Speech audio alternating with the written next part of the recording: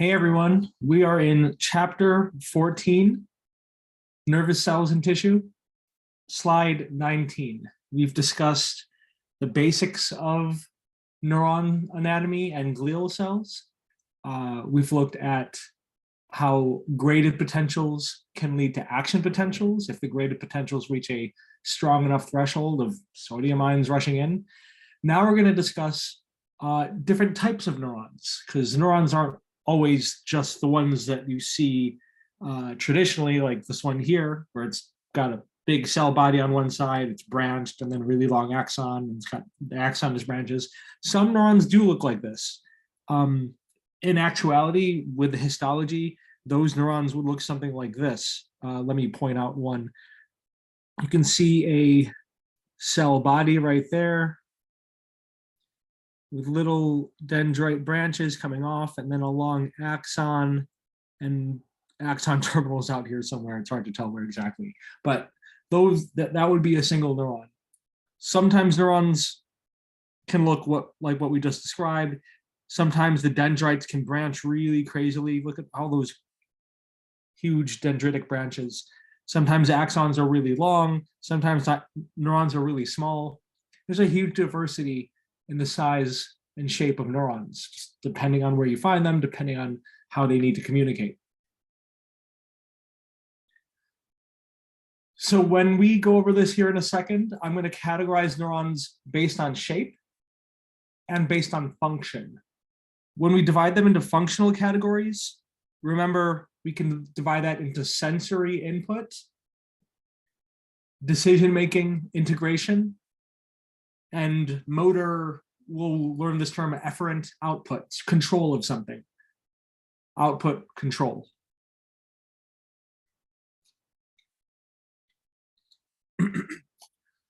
Focusing first on sensory neurons. Sensory neurons, they're the ones providing input. To do that, they need some way to detect a stimulus. They have receptors to detect stimuli. What is that stimulus? There's many different things that we can sense. When you hear that we have 5 senses, we have maybe 5 conscious senses, and even then, that's not exactly true. We've got tens and tens of senses. I don't know if I've actually counted how many, but we've got a lot. There are many different things that we can sense. We can taste things, we can smell things, we can see things, we can touch. But even when you touch things, there's different types of touch: light touch, pressure, pain, itch. Those are all different things that we can sense. And I haven't even mentioned about things that we can sense internally, like how stretched out your stomach is, how fast your heart is beating, the oxygen levels in your blood. Those are things that our body can sense, and they're sensed by sensory neurons. Sensory neurons have these receptors, these specialized receptors at the dendritic end, because remember, dendrites detect. We're going to relay input, this input signal, from the dendritic end along an axon. The term for this is an afferent axon. Afferent because it approaches. It approaches the central nervous system.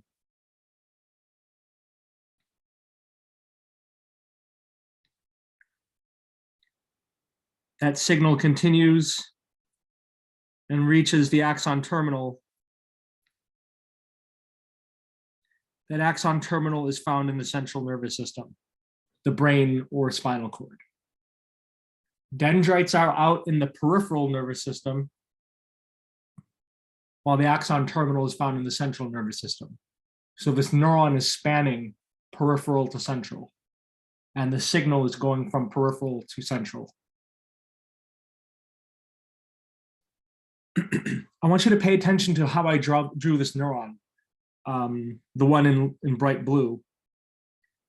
Once again, dendrites I've drawn as this kind of open carrot thing.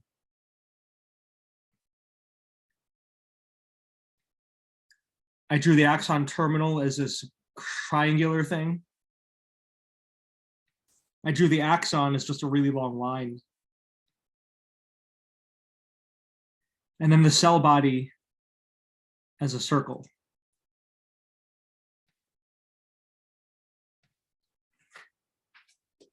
That'll be important here in a second. So for this particular sensory neuron that I've drawn, dendrites, axon, cell body are all in the peripheral nervous system. The axon terminal is in the central nervous system, in the brain or spinal cord.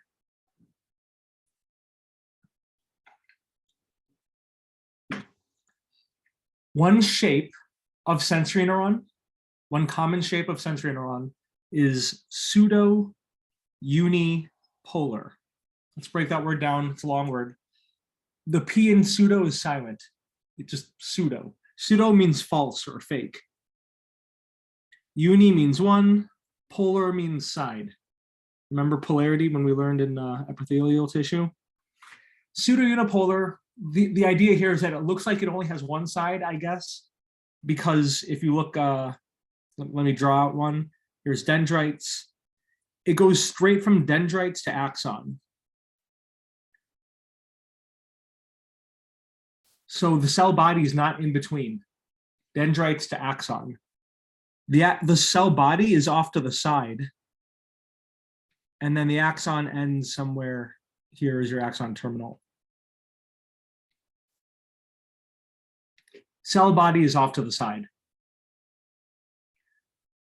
When you see a pseudo-unipolar neuron, that is going to send sensory information, usually from skin, joints, and muscles.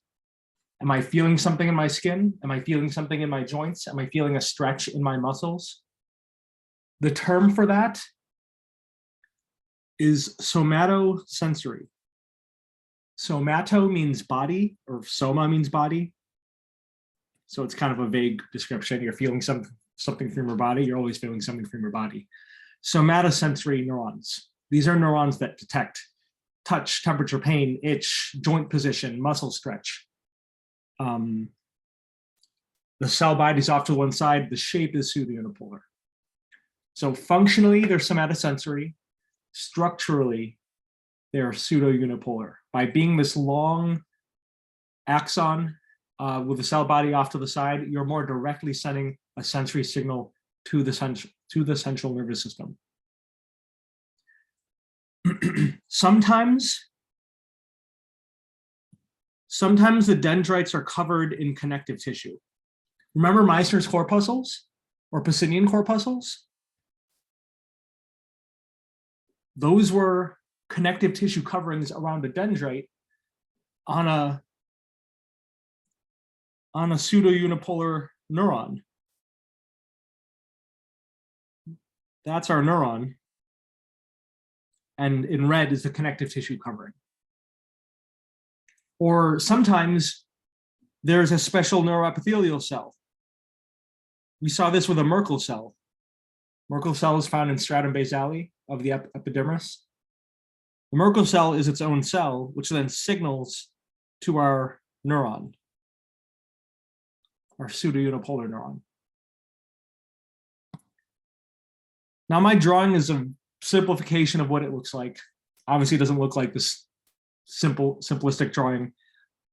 And if you look here at the top right, this is histology of where you can find at least a portion of a pseudo-unipolar neuron.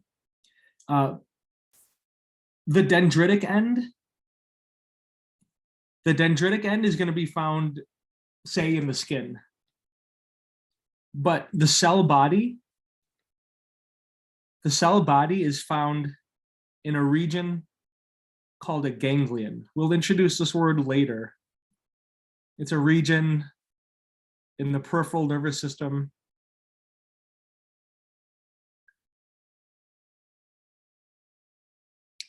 For neuron cell bodies.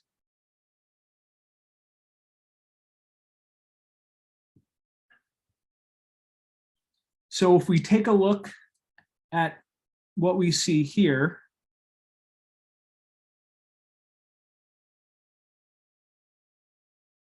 what we see is, for example, I'm going to trace one neuron cell body. That's what CB stands for, cell body. There's one neuron cell body, and its axons, I don't know for sure that I'm pointing to its own axons because there's so many here, but its axons are these wavy things going in one direction. So we're just zooming in on a ganglion where we can see the cell body of a neuron and axons running in either direction. That's what all these things are. Those are axons.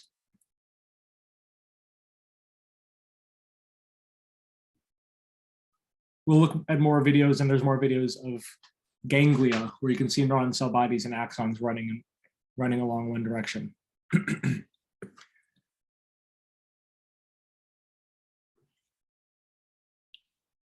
A reminder of somatosensory receptors that we have discussed and some new ones. Merkel cells, that's neuroepithelium. So you've got a cell that communicates with a pseudounipolar neuron. And that's found in stratum basale.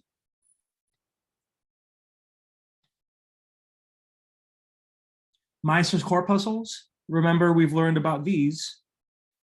These are, it's connective tissue covering. If we have a pseudounipolar neuron here, it's connective tissue covering the dendritic end. And this is found in the papillary layer of the dermis.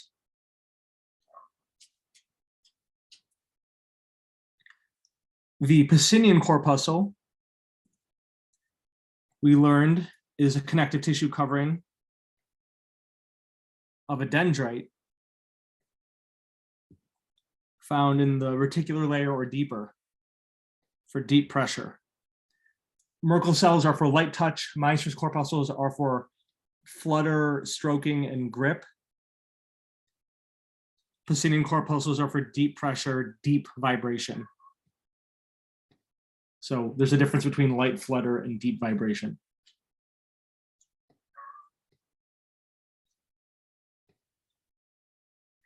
Root hair plexus, it's actually just bare dendrites. So the term for bare dendrites is free nerve ending.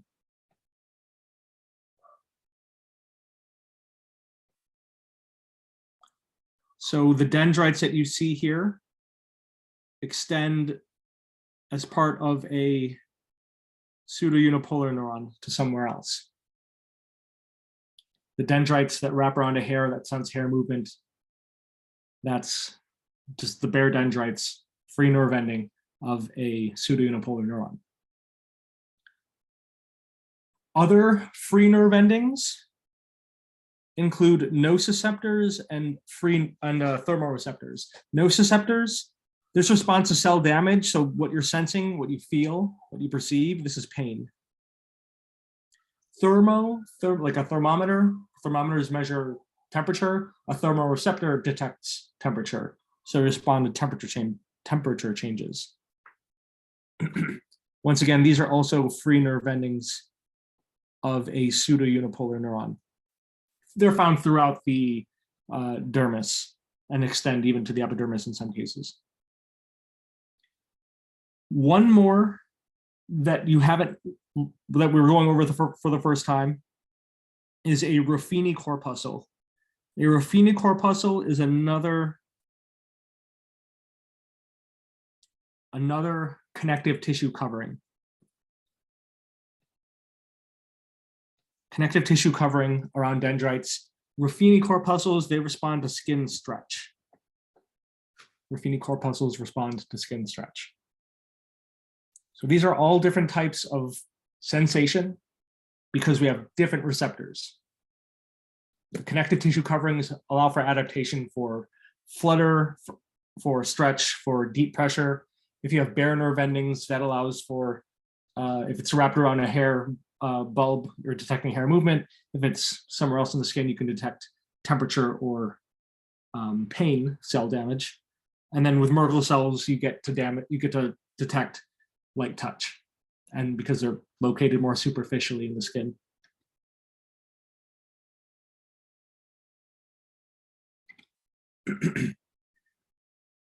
Somatosensory receptors, from the skin are for general touch, and they're pseudounipolar. Another type of somatosensory receptor is called a proprioceptor. Proprioceptor. Proprioceptors are ones that detect from muscle or tendons. They're somatosensory receptors from muscles, tendons, and joints. There's two that I'd like you to know about. One is the muscle spindle. A muscle spindle, we can see in this histology, the spindle is this connective tissue covering.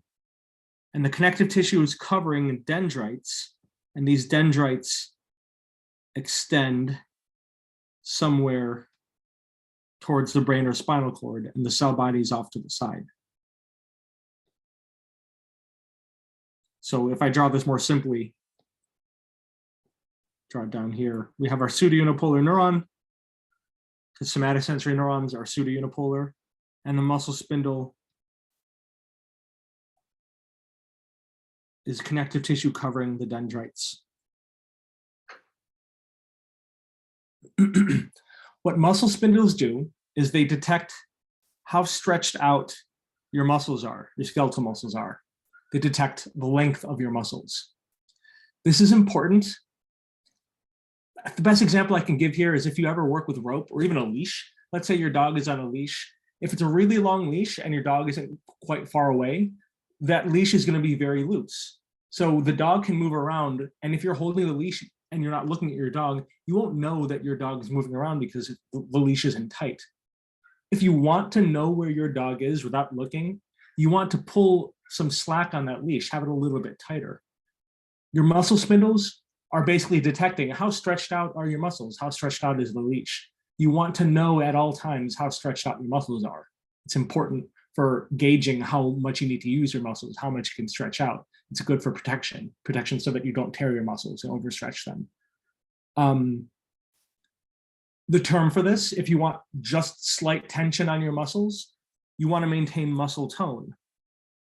If you're really strong, if you work out a lot, you have a lot of muscle tone, like when you touch your muscles, it feels hard. That's muscle tone. Everyone has muscle tone, some more than others, if you keep working at it.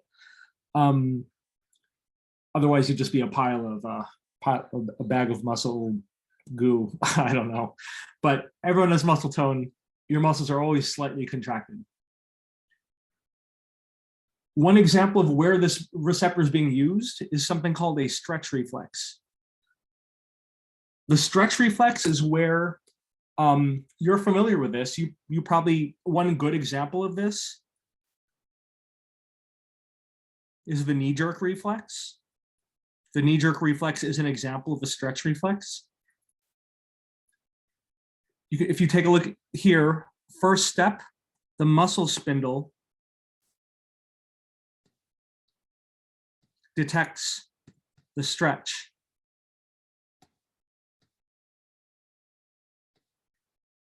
You can see in black, I've drawn a pseudounipolar neuron. The muscle spindle, when you hit your patellar ligament, it stretches your quadriceps tendon, which pulls on your rectus femoris, your muscle. That's detected by your muscle spindle. You send that signal along the sensory neuron. Here's that cell body. This is a ganglion.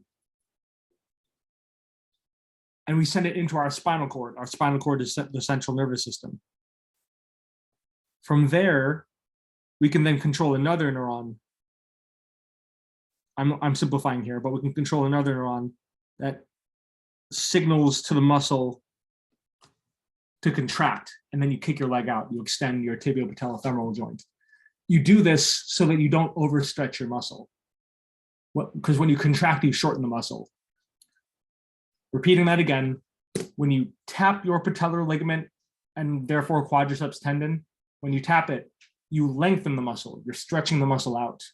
You don't want to overstretch your muscle, so reflexively, you shorten your muscle, you contract.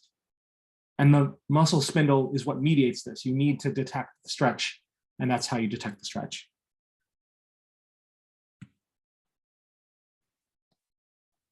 a different proprioceptor called the Golgi tendon organ. This isn't found in muscle. This is found within tendons. So it's found here, and you can see an example of a Golgi tendon organ and dendrites, axon, cell body would be off to the side, axon terminal. If your muscles stretch, then your muscles reflexively contract to shorten. If your tendon is stretching, that means the force is too strong. That means your body can't handle it, and that's dangerous. You will tear, you may tear your muscle right off your bone if it's so severe. You don't want to stretch your tendons too much. You can stretch a little bit, but you don't want to stretch too much because then you'll risk tearing it. If you activate your Golgi tendon organs strongly, that means you want to stop contracting your muscle. Like, let's say you're trying to lift a really heavy load, you're trying to make some new, meet some new goal, and you're trying to lift this really, really heavy weight, but you can't do it. Reflexively, your body will try to let go. It'll cause inhibition and relaxation of your muscle. This reflex is regulated by your Golgi tendon organ. Yeah. You might be wondering, then what about people who really are able to push themselves but then injure themselves? We can do really crazy things with our minds. We can go past some reflexes like this sometimes. But in general, you want to listen to those. Let your body reflexively do things because it's protective.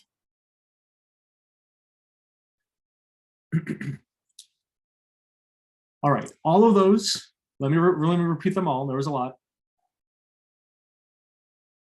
Merkel cells, Meissner's corpuscles, Pacinian corpuscles, Ruffini corpuscles, nociceptors, thermoreceptors, root hair plexus, muscle spindles, Golgi tendon organs. These are all proprioceptors. These are all proprioceptors that use pseudo-unipolar neurons. So functionally, they sense things from your skin, joints, muscles. Structurally, they involve pseudo-unipolar neurons that start in the peripheral nervous system, extend to the central nervous system. This is another functional category. Here we're looking at visceral sensory receptors. They're still pseudo-unipolar, but they're sensing something different. Examples of what visceral sensory receptors detect: if you want to detect levels of carbon dioxide in your blood, you would use a visceral sensory receptor. Let me point out one down here. We have in our aorta, if you're not familiar with that, we'll get to it, but we have sensory nerve endings here that extend to the brain. And it's going to have a cell body off to the side somewhere, pseudo-unipolar neuron. Let me trace that over with black.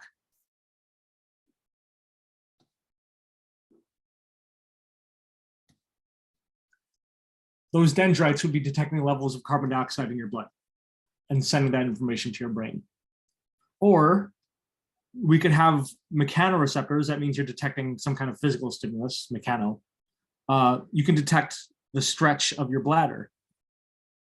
So if this is your urinary bladder, you drank a lot of water, you've got dendrites that extend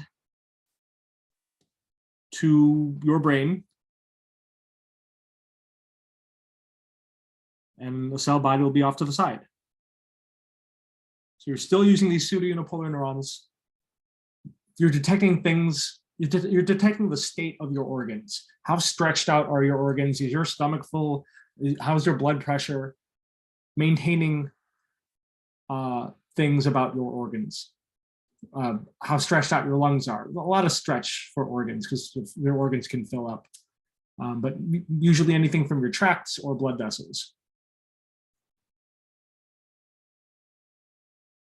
So we've had somatosensory receptors, which are pseudo-unipolar. We've had visceral sensory receptors, which are also pseudo-unipolar.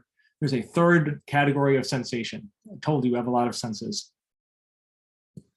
Our third category is special sensory. Special sensory are the ones you probably think of when you think of sense, besides touch. When you see things, when you hear things, when you taste things, when you smell things. The fancy word for smell is olfaction. The fancy word for taste is gustation. And one more sense that maybe you don't think about all the time is your sense of balance. The word for balance is your vestibular sense. We'll get to why it's called that later. These 5 senses, smell, taste, vision, hearing, balance, they're all conscious. Like we know when we're balanced, we know when we can smell something, we know when we taste something. They're all conscious and they're all processed directly in the brain. These are special senses. Special senses, because they're special, they use a different neuron type. They use bipolar shaped neurons. A bipolar shaped neuron,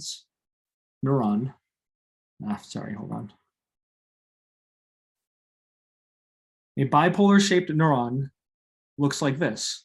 You have dendrites on one end, cell body in the middle, axon, axon terminal. Let's contrast that with pseudounipolar. Pseudounipolar had dendrites directly to axon, cell body off to the side, axon terminal.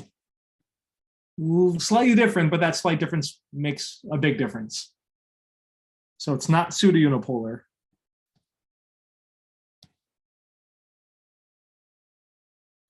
It's not pseudounipolar, it's bipolar.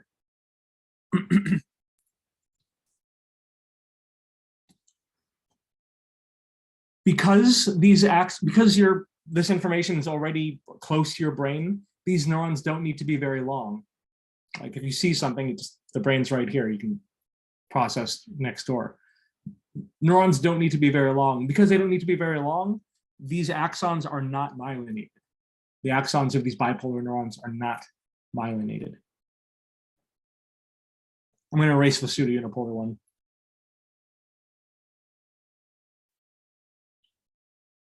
When we smell things, we use olfactory sensory neurons. Those are free nerve endings. So they look just like this. Well, not just like this, but they just have dendrites, bare dendrites, cell body, axon, axon terminal. The other ones, in order to detect light, in order to detect